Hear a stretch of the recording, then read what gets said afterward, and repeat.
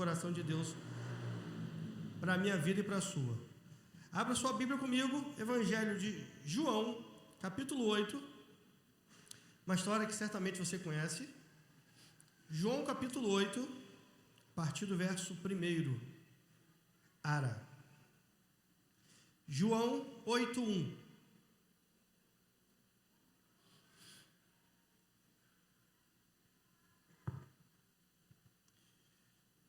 João capítulo 8, a partir do verso 1 diz assim: Jesus, entretanto, foi para o Monte das Oliveiras. De madrugada, voltou novamente para o templo, e todo o povo ia ter com ele, e assentando-se, os ensinava.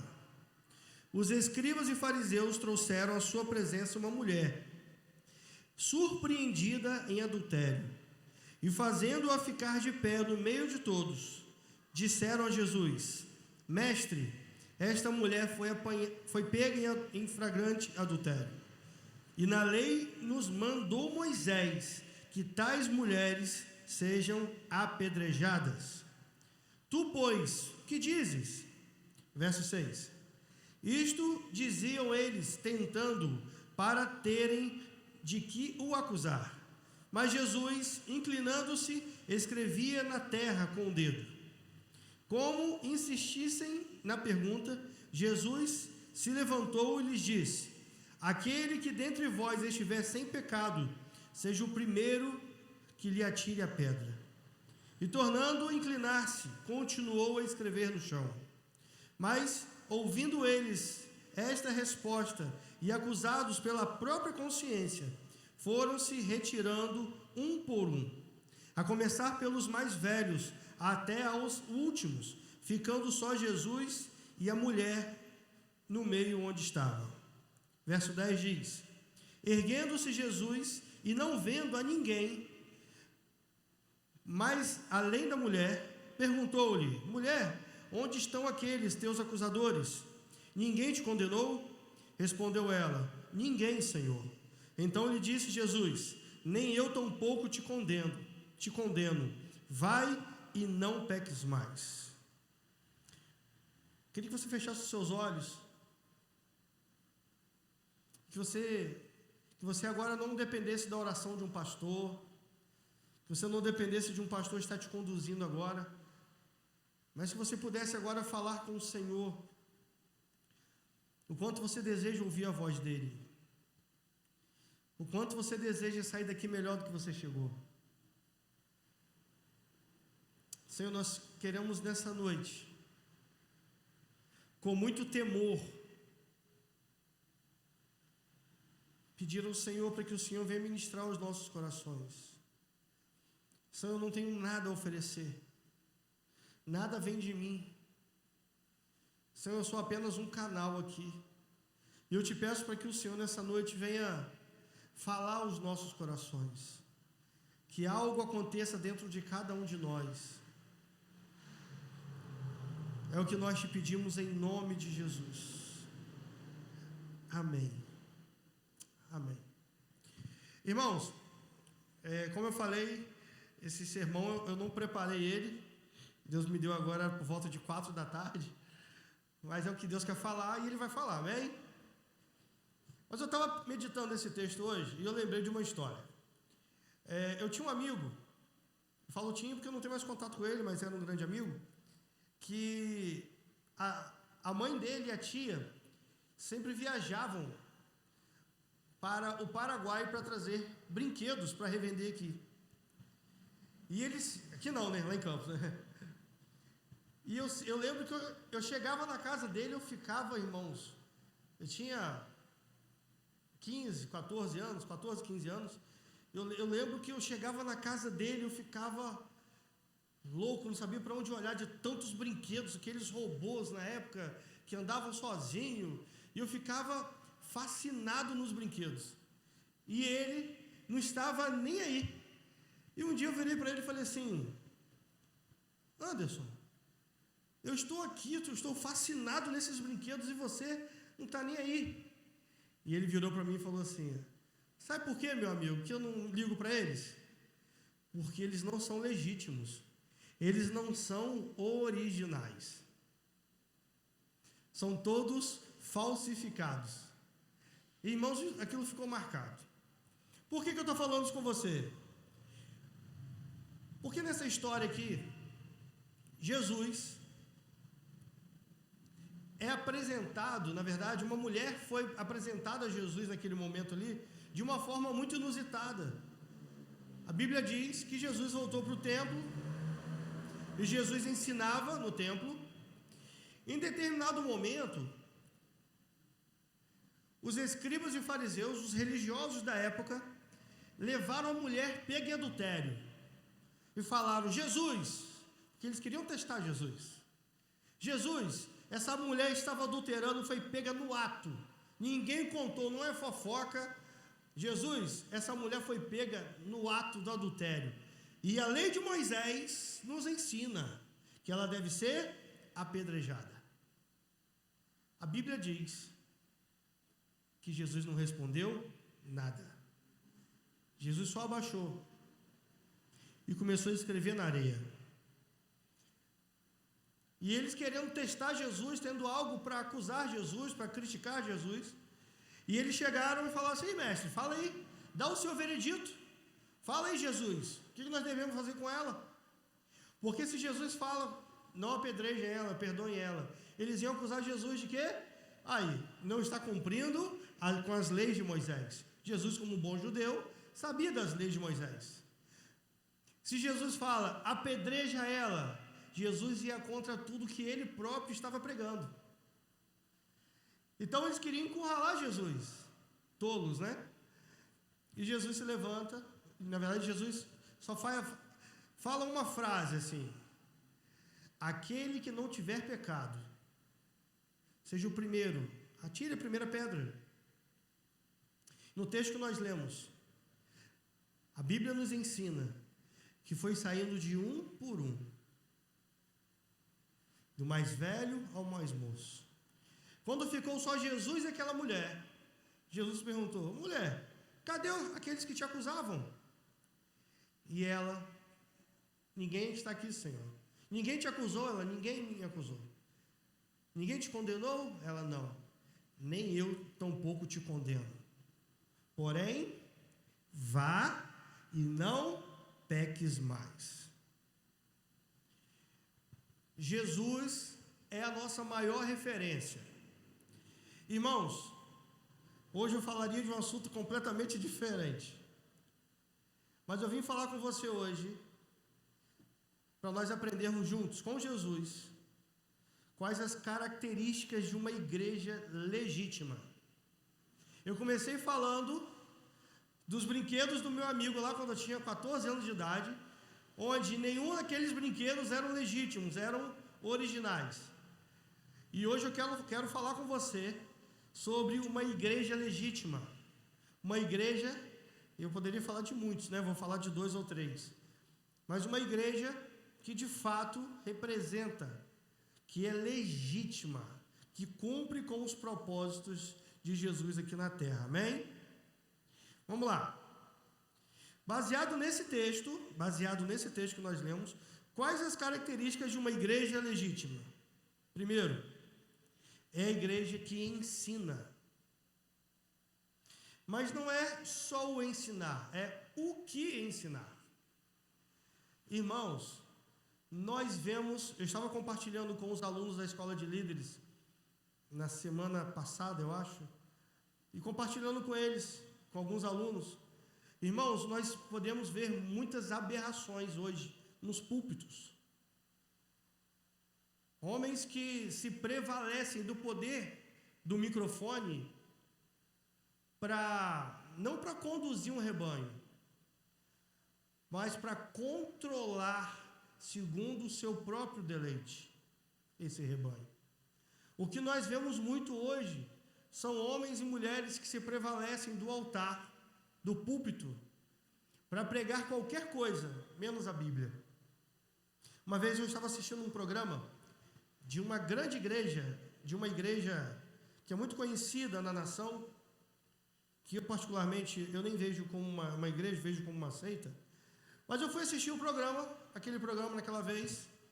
Irmãos, aquele pastor, ele falou de tudo. E em quase 1 hora de programa, eu assisti 1 hora de programa, ele não citou o nome de Jesus nenhuma vez. Ele não leu a Bíblia nenhuma vez. Ele não deu a entender, ele nem citou um versículo ou parte de um versículo. Ele só colocava pessoas dando testemunhos de que não tinham dinheiro e hoje são empresários, que tinham bicicleta, hoje tem um carro. Pessoas que prosperaram na vida. Irmãos, a prosperidade, ela faz parte. Eu não estou pregando contra a prosperidade, não é isso. O que eu estou querendo dizer é que nós vemos hoje pessoas que elas pregam tudo, menos Jesus. Elas até usam a Bíblia para se beneficiarem. Então, eu percebo que a primeira coisa que nós precisamos fazer é ensinar, como igreja. E eu não falo só da liderança. Sabe por quê? Porque quando você vai para o seu trabalho e você dá um bom testemunho, você está ensinando para os seus amigos como você deve proceder. Quando você está na rua e você vê algo no chão e você pega ali, cata algo que caiu no chão, você pega algo que caiu e você dá um bom testemunho para quem está passando perto e vendo, essa pessoa quer manter a rua, a cidade limpa. Quando você compra algo e paga, vou tocar numa das maiores feridas da igreja, não é MIB não, irmãos, de forma geral. Quando nós compramos e pagamos, nós estamos ensinando essa sociedade que nós devemos honrar com os nossos compromissos.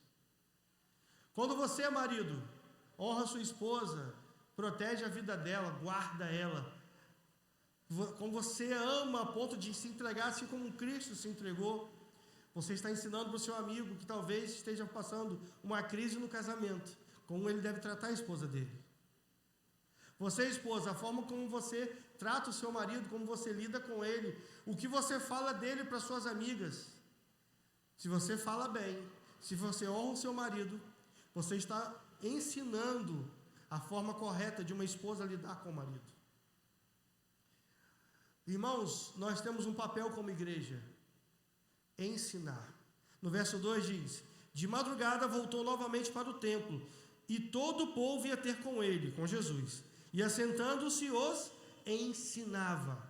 Nós como igreja, através das nossas atitudes, dos nossos atos, nós temos a missão de ensinar a sociedade como a sociedade deve viver. Não sei se eu contei aqui, se eu contei na célula, mas na minha faculdade, uma vez, professor de roteirização chegou e falou, hoje tem prova. Eu nem sabia daquela prova, e eu falei assim, não estudei. Eu sempre trabalhei com logística durante 20 anos da minha vida. E a matéria, a parte técnica, teórica, eu não sabia, eu não tinha estudado.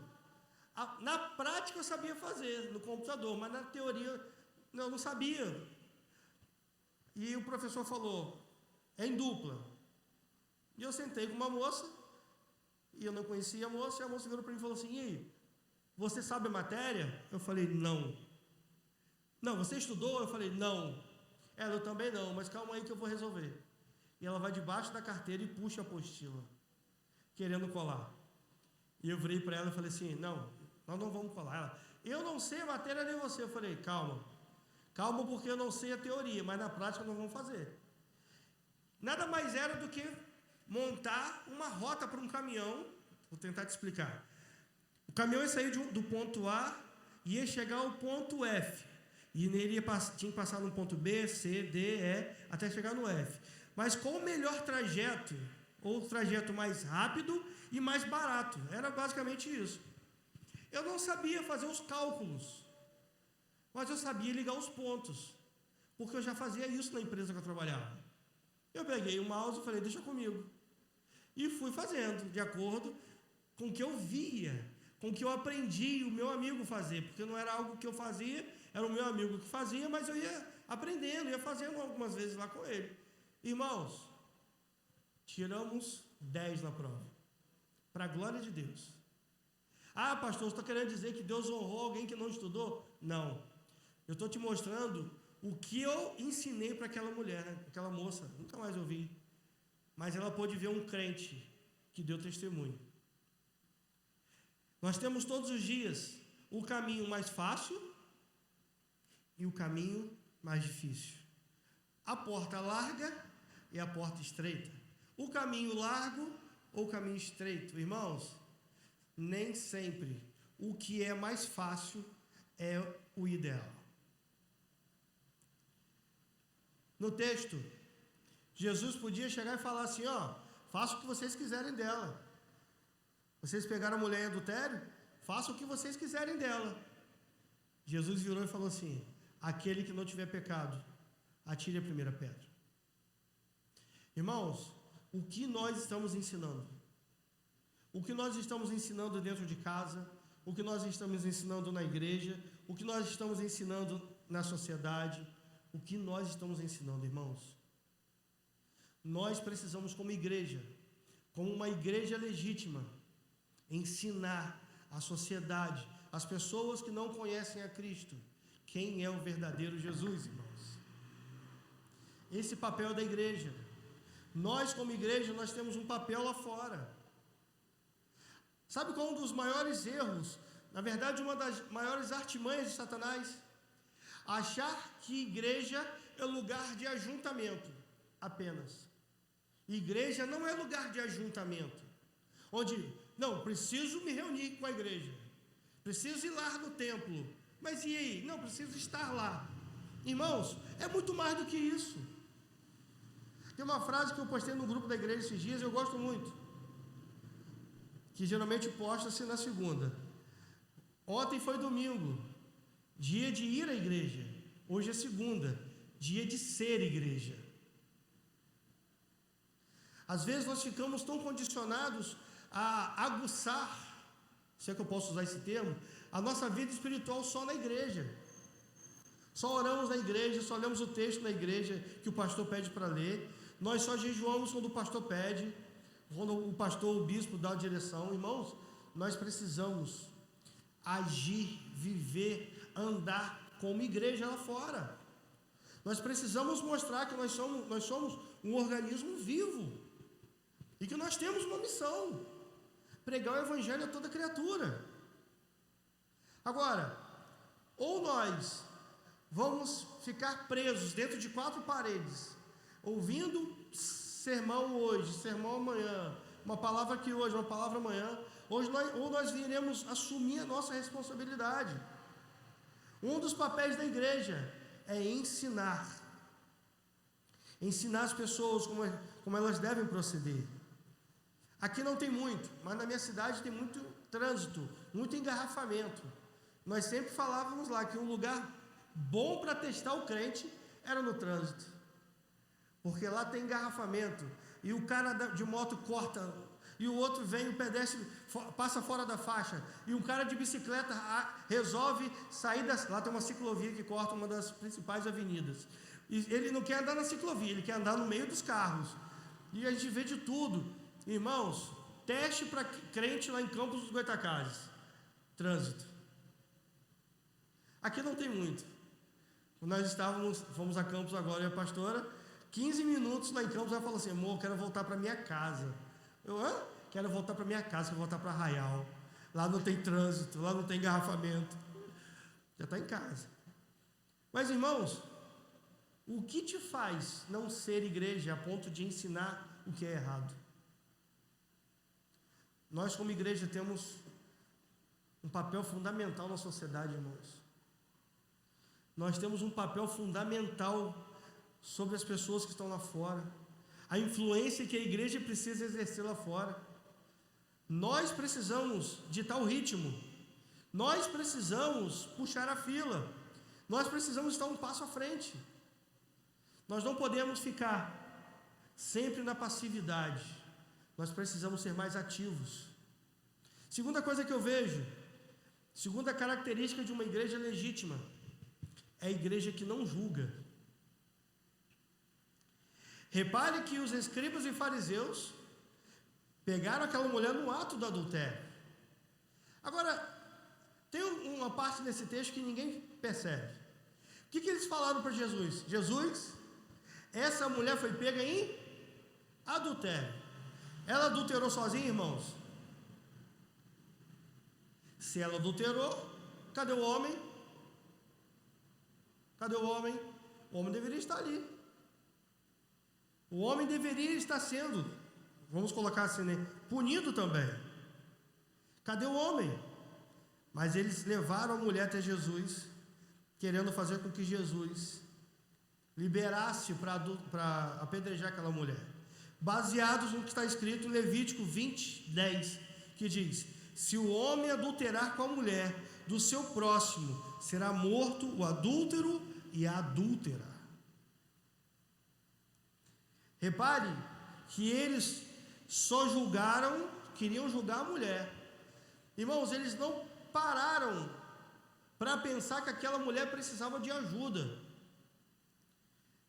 Irmãos, os escribas e fariseus mostram muito da igreja no dia de hoje. A igreja está julgando muito. Irmãos, é como se nós fôssemos aqueles poderosos, não vou falar não, porque está gravando, que ficam lá julgando, não, porque tem que ser assim, porque eu acho que tem que ser assim. Irmãos, nós perdemos tanto tempo julgando as pessoas, quando na verdade deveríamos estar ajudando. Eu sempre dou esse exemplo. Irmãos, se entrar um homossexual ali por aquelas portas, como que nós vamos proceder? Se entrar uma adúltera ali, se entrar uma prostituta, como que nós, igreja, iremos receber? Como que nós iremos proceder, irmãos? Nós estamos julgando muitas pessoas. Nós deveríamos amar mais e julgar menos. A igreja de Jesus, Cristo aqui na terra, está muito preocupada com os julgamentos. Falamos do que não temos conhecimento de causa. Aqueles homens, os escribas e fariseus, levaram a mulher, e o primeiro objetivo deles era encurralar Jesus nos argumentos, e o segundo era de fato condenar aquela mulher. Irmãos, trazendo para a nossa realidade, nosso papel como igreja é condenar as pessoas. Na minha trajetória cristã, nos meus 26 anos de evangelho, eu já ouvi algumas pessoas falando assim, sua igreja condena fazer isso, sua igreja condena fazer aquilo, sua igreja condena. Eu sempre respondo a mesma coisa: minha igreja condenar? Quem é a igreja para achar que ela pode condenar alguém? Quem somos nós para condenar alguém, irmãos? Nós não temos essa autonomia de julgar, de condenar as pessoas. Nós devemos amar, nós devemos acolher, nós devemos abrir os braços e falar: pode vir. Quantas e quantas vezes, por causa de aparência, por causa de fofoca, por causa de tantas coisas, nós julgamos as pessoas. Irmãos, isso é pior, porque isso acontece entre a gente. Julgamos o nosso irmão, às vezes sem motivo algum. Eu me lembro quando eu cheguei aqui, eu vou falar porque é engraçado, e eu não conhecia direito, então foi sem conhecimento de causa.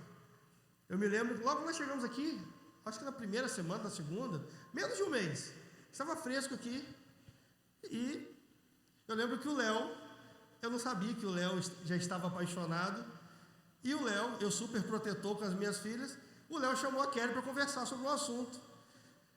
Eu subi e falei com a pastora: o que aquele menino está conversando com Kelly lá? Aí ela: calma, amor. Falei: não gostei. Ele está sabendo disso hoje, eu nem sabia disso. Por que eu fiz isso, irmãos? Eu não conhecia o Léo. Eu não conhecia o Leonardo.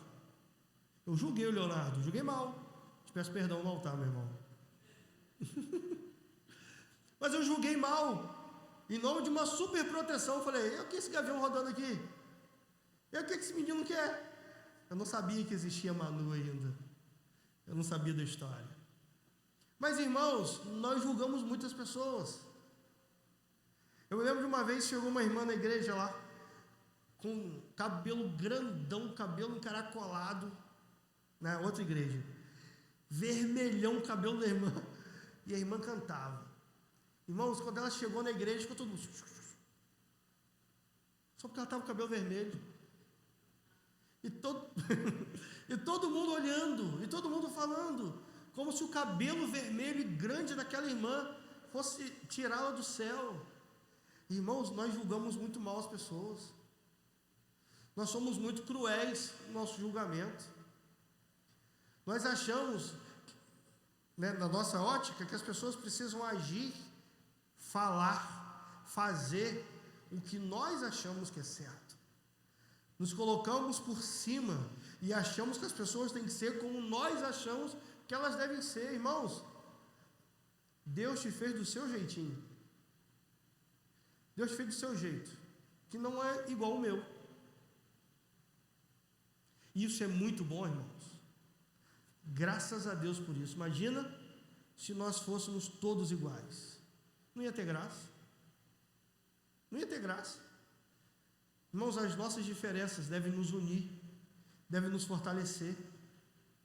As nossas diferenças devem fazer com que eu e você venhamos estar mais próximos uns dos outros, sem julgamento.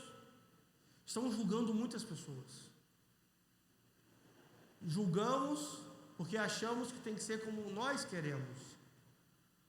Em terceiro, qual a terceira característica? Eu falei, tem muito mais, mas eu vou falar de 3 hoje. Qual a terceira? E para mim essa é uma das principais, ou a principal característica de uma igreja legítima. É a igreja que ama. É a igreja que ama a Deus acima de todas as coisas. Quando eu falo de amor, não tem como não lembrar do meu amor a Deus. Se nós como igreja amamos o Senhor acima de todas as coisas, irmãos, nós começamos o processo da forma correta. É amar o Senhor acima de tudo, de todos, de qualquer proposta, de qualquer oferta. É amar o Senhor acima de tudo e de todos. Deus deve ser amado acima de tudo e de todos.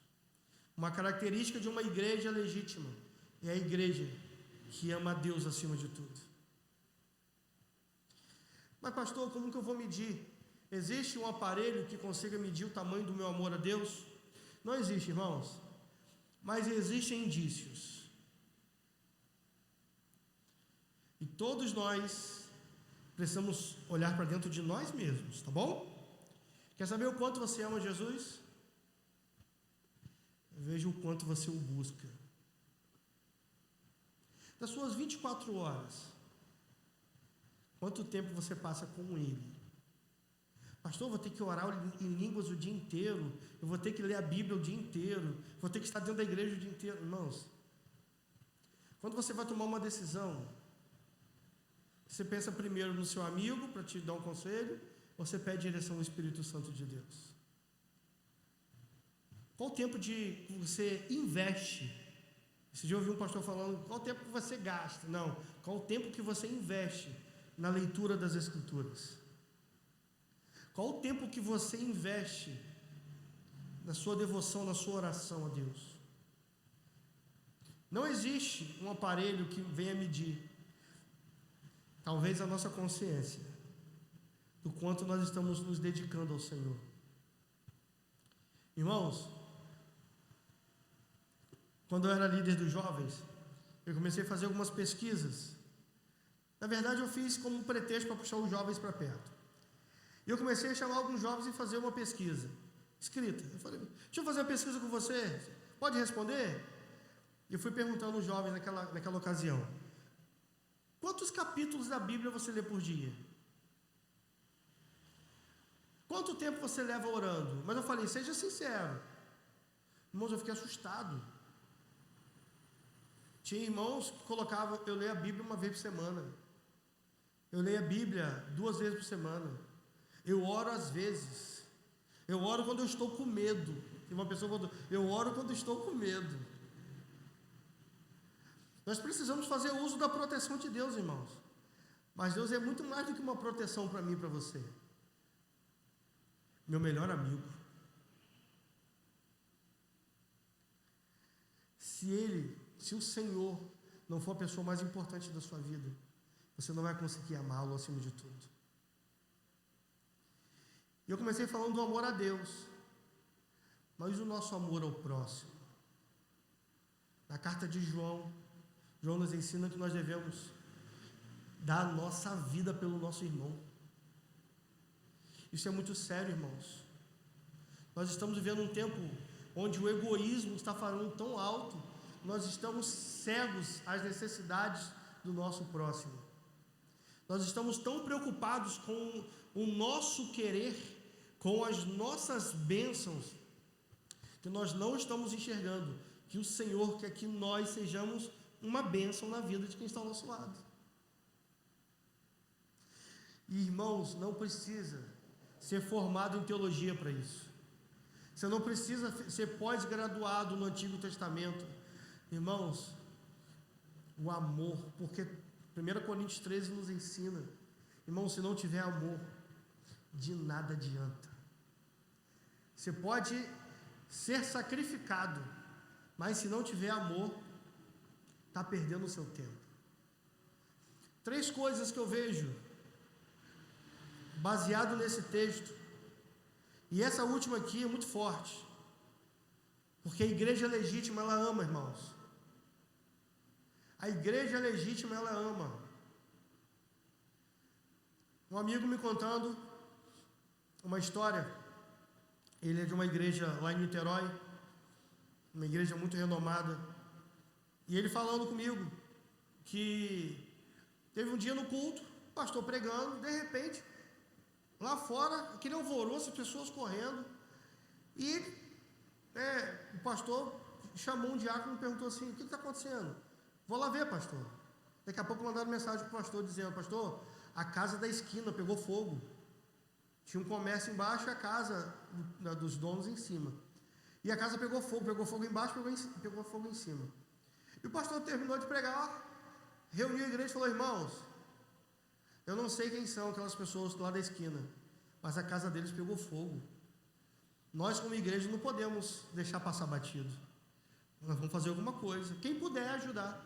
Irmãos, eles juntaram, compraram tinta, reformaram a casa, pintaram a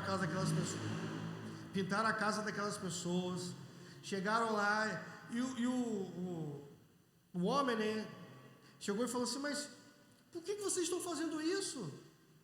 Aí uma pessoa da equipe do pastor falou assim: por amor a vocês. Mas nós nunca fizemos nada a vocês, para vocês retribuírem assim. Eles falaram assim: não é retribuição a vocês apenas, porque nós entendemos que nós não amarmos vocês. E a maneira que nós encontramos para dizer que nós amamos vocês é através do serviço. Estamos servindo vocês. Isso aconteceu no domingo. Eles reformaram até a quinta-feira. Passou um domingo, na quarta-feira, aquela família inteira estava na igreja. Na quarta. Aí eles viram, receberam. No outro domingo, eles voltaram. Irmãos, sem que o pastor fizesse um apelo, a família inteira estava ajoelhada diante do altar. Sabe por quê, irmãos? Nós nos demonstramos amor falando: ô pastor João, te amo. Faz parte. Mas será que a única maneira de demonstrar o meu amor ao pastor João é só dizendo que eu amo ele? Verbalizar faz parte. Mas vai chegar um momento que eu vou precisar servir o pastor João. Irmãos, nós estamos muito preocupados em ser servidos. Não estamos preocupados em servir as pessoas. Eu tenho falado muito com a igreja. Porque se você ama essa igreja, você precisa servir aqui. Servir um ao outro. Nós precisamos servir mais uns aos outros, irmãos. Nós precisamos estar mais atentos às necessidades dos nossos irmãos. Nós precisamos entender que as pessoas precisam da gente.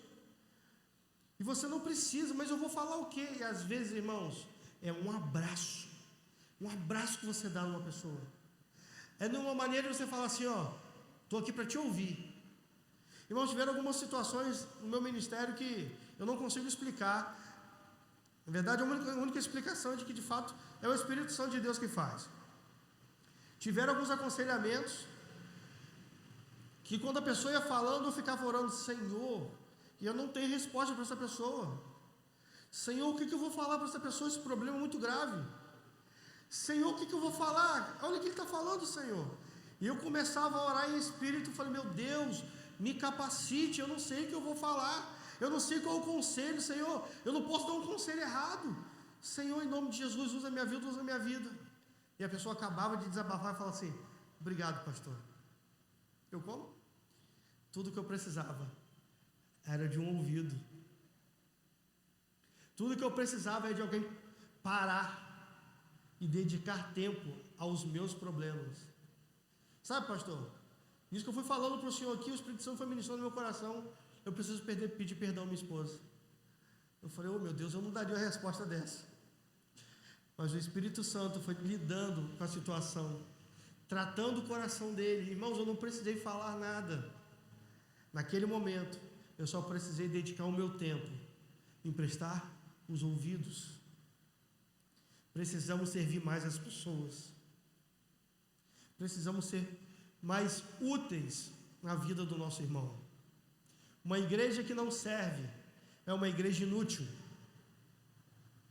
Nós, como igreja, irmãos, nós precisamos, se nós queremos de fato ser uma igreja legítima, nós precisamos ensinar, e eu falo em ensinar, todos nós, ensinar as pessoas lá fora o que de fato é viver um evangelho verdadeiro com Cristo. Segundo, uma igreja que não julga. E terceiro, uma igreja que ama. Uma igreja que ama não só com palavras, mas com atitudes, com serviço.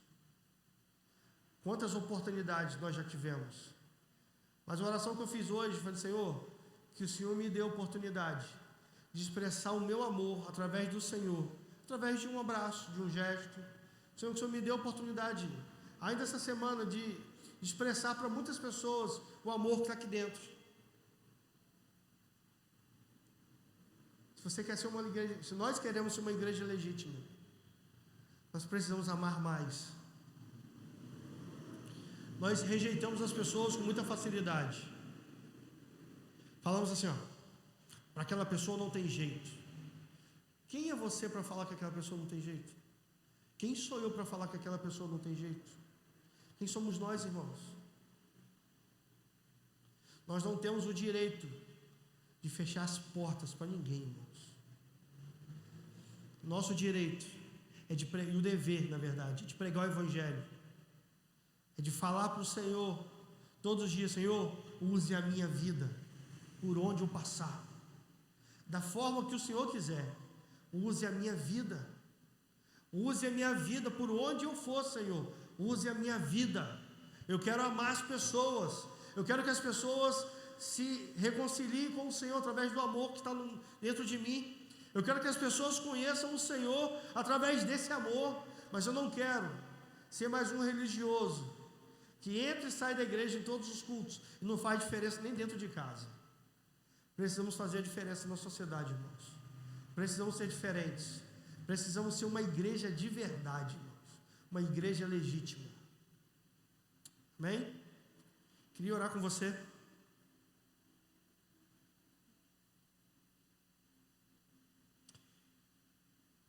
Que nós tenhamos a oportunidade agora de